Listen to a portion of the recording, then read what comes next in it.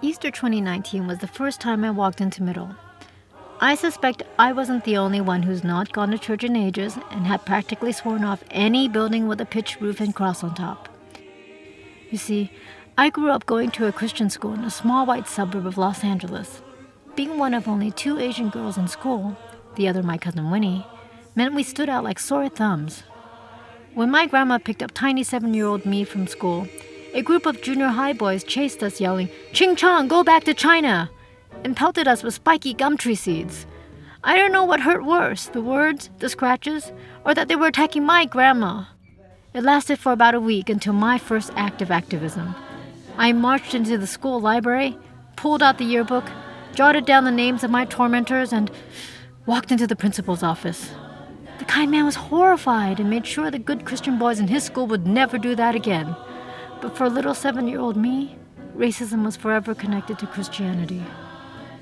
Now back to Easter 2019, and 40-something-year-old queer me walks into middle with my girlfriend. We were directed to the parish hall because the sanctuary was already full. I remember thinking, wow, this church is actually popular. Looking around, I thought, who are these people? They were all different colors, ages, shapes, and sizes, and they were rowdy and having fun, not like the stern church folks I knew. Service began, and I couldn't believe my eyes. Jesus Christ. They were performing Jesus Christ Superstar. How queer is that? Then hearing Reverend Jackie's powerful anti-hate sermon, a warm fire lit in me. Like a feeling of open arms and a voice telling me, stay with us. Stay with us. So I went to find out who us is. Less than a week later, I walked into the rehearsal room of the Jerriese Johnson Gospel Choir. I was immediately swept up by John Del Cueto's passionate and inspired choir direction, Dion's brilliant command of music, and especially the camaraderie of the seemingly mismatched choir members, and somehow we all jived together in the end, like the music. With this middle family, we more than sang. We protested, we fed the homeless, we laughed and cried. When the pandemic raged through New York City, we called and Zoomed each other, ensuring no one would feel alone.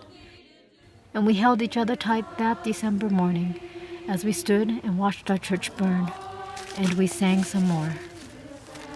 That morning, I sobbed with pain at the loss. But there also grew within an undeniable feeling that Middle Church was not destroyed. For the church is the people standing beside me that morning of the fire. The church is the people who sing with me every week. The church is the feeling of joy when I'm surrounded by my Middle family.